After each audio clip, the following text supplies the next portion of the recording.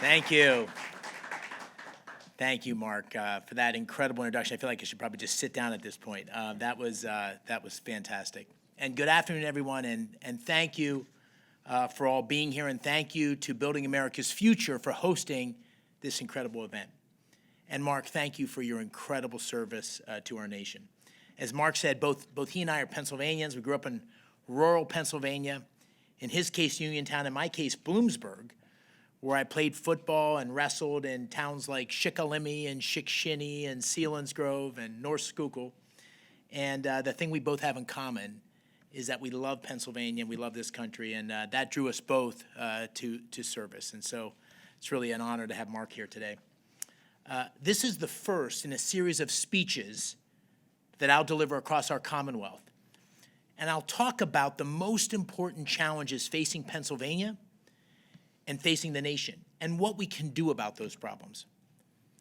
I call it my Keystone Agenda to Reclaim America.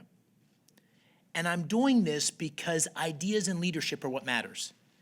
And in this critical moment, we all know that Washington is short on both. It's a city full of people who like to talk about problems, but have not shown the ability to get things done. There's a deficit in leadership and ideas that needs to be shaken up. And of all the issues we face, and there are many, none needs shaking up more than our relationship with China. Now, we've gathered here on the 82nd anniversary of the Japanese attack on Pearl Harbor. Today, we face a shadow growing on the Pacific horizon, the Chinese Communist Party. And we cannot be caught by surprise again as we were in 1941. To put it bluntly, China poses the gravest threat to our security and our well-being since the end of World War II. And our nation's leaders, including career politicians like Pennsylvania Senator Bob Casey, have gotten China wrong for more than 2 decades. We're in a contest for our prosperity, for our security, our values, our very way of life. And if we lose, we sacrifice the future long promised to my daughters and their children. The Biden administration is taking us on a dangerous path, and today I'm proposing a new one. Based on my experience in government and the private sector, I'll discuss how we can fortify American military and economic strength, and I propose 6 bans, dramatic policy changes to thwart China's aggressive, ambitious behavior and protect our homeland. The overhauling of the U.S.-China relationship is a stark departure from the incrementalism that's preached by Washington bureaucrats. We need decisive action to reestablish American strength, reduce our dependence on China, and build a better future for the American people. This path, and not continued weakness, will make a hot war less likely. Now, just over 33 years ago, I deployed to Saudi Arabia as a member of the 82nd Airborne Division. We were sent to hold the line. Thank you. We were sent to hold the line after Saddam Hussein invaded Kuwait. And as my Humvee rumbled through the desert, the Iraqi desert, in Operation Desert Storm, I bore witness to nearly unchallenged American power and triumph. 3 decades later, that American power has ebbed. Our enemies are at the gates, led by the Chinese Communist Party. As we speak, China is propping up Russia and buying Iranian oil so the jihadist regime in Tehran can fund terrorism against Israel and the United States. How did we allow this to happen? To be very blunt, American political and business leaders made a major fundamental mistake. They believed that if we ushered China into the global economy, over time, free trade would lead to the Chinese people being a more free people, and the Communist Party's grip on power would diminish. I saw even back then that this was a dangerously naive hope. As a national security official in the Bush administration, I warned publicly that China's technological ambitions posed a serious threat, and I called for restrictions on technology exports to China. But sadly today, President Xi Jinping's techno-authoritarian regime has proven me right. This is a regime that Republican and Democratic administrations agree is committing genocide against the Uyghurs. A regime that preaches peaceful coexistence while bullying its neighbors and undertaking one of the largest military buildups in history. It's a regime that just a few months ago floated a surveillance balloon over Fort Campbell, Kentucky. Under Xi's leadership, the Chinese Communist Party seeks dominance in East Asia, technological superiority, and eventually to supplant America as the world's superpower. But it isn't just the fight over geopolitics. This is about the kind of world we will pass on to our children. It's about refilling the shop floors in Pittsburgh and ensuring the teenagers in Chester County are protected against the scourge of fentanyl, and they make it home safely for dinner. Last month, many American business leaders, some of whom I know well, gathered in San Francisco to dine with Xi Jinping. At the cost of $40,000 per head, they shared steak at Xi's table and gave the leader of the Chinese Communist Party a standing ovation. In true Biden fashion, he bent over backwards to appease Xi, and all he got for that was empty promises and a photo op.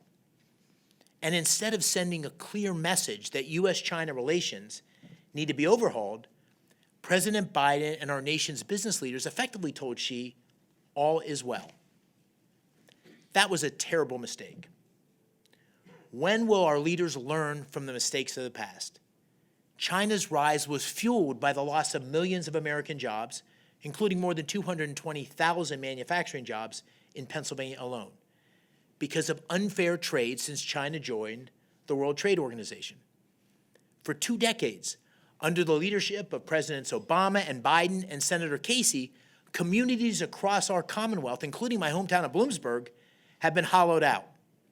And many of our communities are flooded with fentanyl, sourced primarily from China, which kills more than 4,000 Pennsylvanians each year. And the death and destruction does not stop there. Xi's regime willfully hid the truth on the origins of COVID-19, and as a consequence, 53,000 Pennsylvanians lost their lives. And the resulting shutdown wreaked havoc on the educational development of an entire generation of our children. Now, I first went to China as a young man, and I experienced the generosity of the Chinese people. And since then, I've been to China more than a dozen times as a senior government official, as a businessman. This is one of the reasons I'm uniquely equipped to tackle this challenge. Sadly, the place I traveled to and the China that many visitors saw 2 decades ago is a distant memory. Describing China's current dangerous path gives me no pleasure. It's a unique country with great people, deserving of freedom and prosperity. It's Xi's CCP, the Communist Party, that threatens peace and America's future. And we cannot negotiate our way out of this. Leaders in Washington and in business must finally face up to the fact that China is an adversary that must be checked, not a partner who can be accommodated. Ultimately, we need a clean and decisive departure from America's failed engagement with the CCP. Now, Senator Casey has been in Washington almost 2 decades, since 2007, and has had every opportunity to exercise leadership on behalf of Pennsylvanians to address the significant and growing threat from China. But instead, he's been a rubber stamp for the policies that have weakened America and made us more dependent on China. President Biden and Senator Casey still think about talking with the Chinese as a way of solving our problems, that the CCP can be trusted to cooperate on shared interests, things like healthcare and climate change, issues where working with the Chinese is the equivalent of sitting down with an arsonist after they just threw more gasoline on the fire. As I've said for years, we need sober-minded leadership and clear ideas to ensure America prevails over the long term against the Communist Party. And based on my years of experience with the Chinese, here's what I've learned. The CCP speaks with one language, the language of power. Engaging from a position of weakness will never work. The best way to deter conflict is to ensure that we are strong, and we will win. This means we must reverse the erosion of American military strength, get Taiwan the capabilities it needs to defend against the potential Chinese invasion, deploy more forces to deter Xi from attacking our friends, and make historic investments in weapons production and shipbuilding in support of a larger blue water navy. We must also assume the CCP has and will continue to weaponize our dependence against us. As a result, we must build muscle to keep innovating in key technologies while reducing our dependence on China for critical things, critical supply chains. Next, the CCP will never hold up their end of the bargain unless compelled to do so by us. Experience has shown that agreements with the Communist Party are not worth the paper they're written on. When done properly with like-minded nations, free and fair trade can be great for all Americans and make us better off at home. But that's not the case with an adversary like China that doesn't play by the rules. The days of unbridled free trade and investment in China must end, and we need to focus on expanding our economic relationships with trusted partners based on fairness and reciprocity. And finally, the CCP will constantly probe for weakness, both in the United States and among our allies, to undermine us from within. They steal American technology and research. They spy on our military bases, and they promote CCP propaganda at universities through Confucius Institutes. We can no longer turn a blind eye to these efforts to undermine the very values and institutions that keep America exceptional. And that's why we need to overhaul the relationship with China through dramatic policy changes in the form of 6 bans to check China's aggressive ambitions. Number 1, stop the unabated flow of Chinese fentanyl ingredients and drug money into the Western Hemisphere. 4,000 deadly overdoses in Pennsylvania each year is a tragedy and an outrage that must not be allowed to continue. We must not tolerate the flow of billions of dollars of fentanyl ingredients and laundered money from China that sustains the movement of deadly drugs into our communities. If China will not do their part, we must use sanctions, intelligence resources, military interdictions at sea, and all the tools at our disposal to make it difficult, if not impossible, to produce fentanyl with ingredients originating in China. Now, I can hear the critics right now saying, this is too extreme. Good, because I think this fentanyl epidemic is extreme, and it's time for serious measures to stop it. The Biden administration wants to keep talking about this problem, and I want to crush it.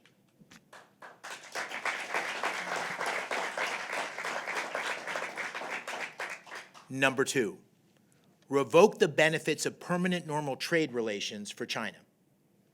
The decision by President Clinton to invite China into the World Trade Organization, the WTO, gave China preferential access to the U.S. market. But instead of following the rules and meeting its trade obligations like other responsible nations, what did China do? They cheated. They stole. They took advantage of weak American leadership. And it's time to get tough. Congress must revoke China's permanent normal trade relations status, and the United States must advocate for China's removal from the WTO. Now, Bob Casey won't vote for this. I will. Going forward, we must chart a new path on trade that focuses on shifting critical supply chains to more reliable trading partners, or even better, bring them back home. We can do this while protecting American farmers from Chinese economic coercion. This is a massive project. It will require leaders in Washington who understand this challenge. Number 3, stop making America even more dependent on lithium batteries and solar panels imported from China. It's absurd. It's absurd that the Biden administration's green climate crusade is pouring hundreds of billions of dollars into things like electric vehicles and solar panels that make the U.S. even more dependent on China. It might as well be a direct transfer from Pennsylvanians' bank accounts to the CCP. Just think about this. Biden's own Energy Department admits that China controls 61% of global lithium refining critical to electric vehicles. And we depend on China for solar panels which use polysilicon sourced from a region where the CCP imprisons the Uyghurs. I won't accept it. We should stop being dependent on lithium batteries and solar panels from China, and whenever possible, make them at home. Being dependent, right? We are growing dependent on China. Being dependent on China for advanced energy technology repeats the very same mistake that we made and learned from with semiconductors and pharmaceuticals. Number 4, end any United States investment in or trade that supports the CCP's national security state. American innovation and money and hard work must no longer underwrite the CCP's efforts to become the world's leading superpower. It's unconscionable to me to consider the possibility that US dollars would fund a military buildup that could one day be deployed against Pennsylvania's sons and daughters. We must now presume that Chinese companies seeking US financing or technology will become partners to China's military and security services, whether willingly or not. And that's why I've called on Congress to establish a clear outbound investment regime that cuts off US investment in all technologies in China critical to national security, and in those companies that work with the People's Liberation Army. All publicly traded companies and investment funds should also disclose their investments and exposure in China in public filings. And I will lead on this issue.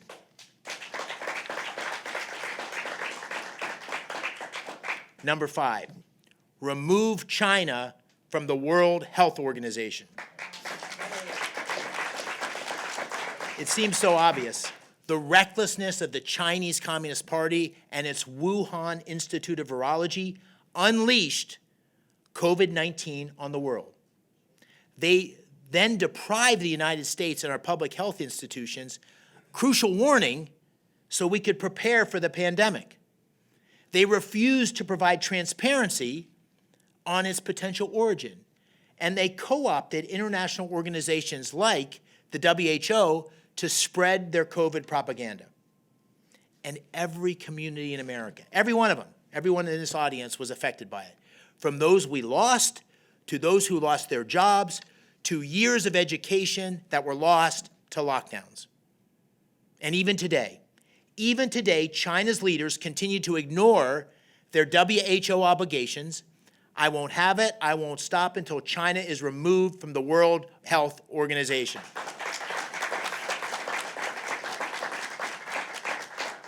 Number 6, ban strategic purchases of American land by the CCP.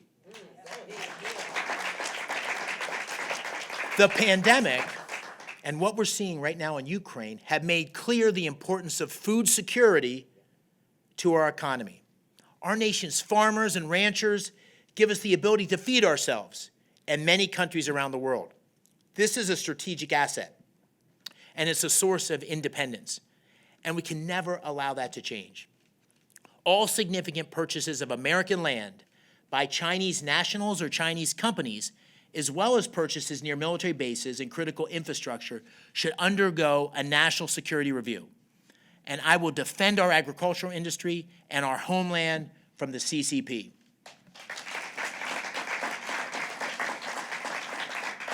Now, I've laid out a lot of policies today, but I want to make sure you leave with 2 things front of mind: leadership and ideas.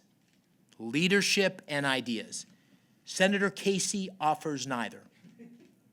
He'll ignore the serious ideas we've discussed today. He's going to say McCormick himself did business in China. He's going to say Bridgewater did business in China, and it did.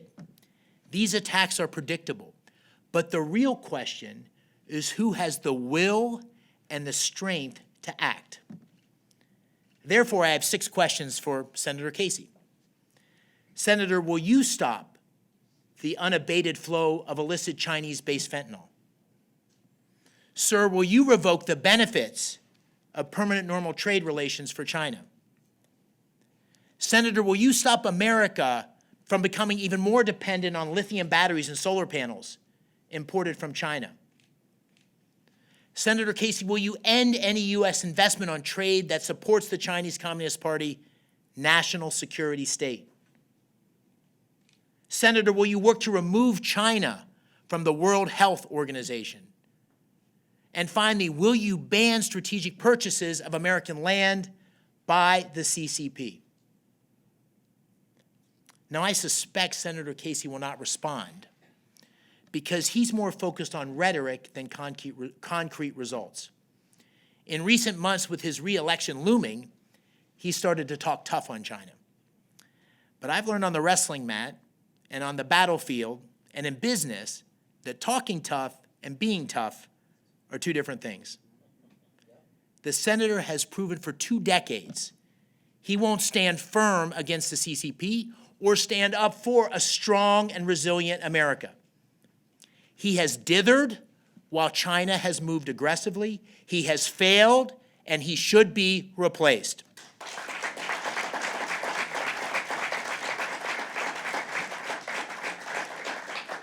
It's going to take someone who has seen and experienced the way the Chinese operate to get this done. It's going to take someone who knows exactly the mistakes that American business and American government officials have made in China and who has learned from those mistakes.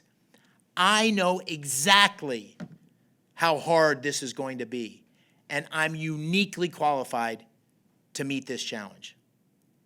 If I'm given the opportunity and the honor to serve, I won't wait. I will work on day one to confront the CCP, to enact these 6 bans, and to fight for America's future. Thank you very much for being here today.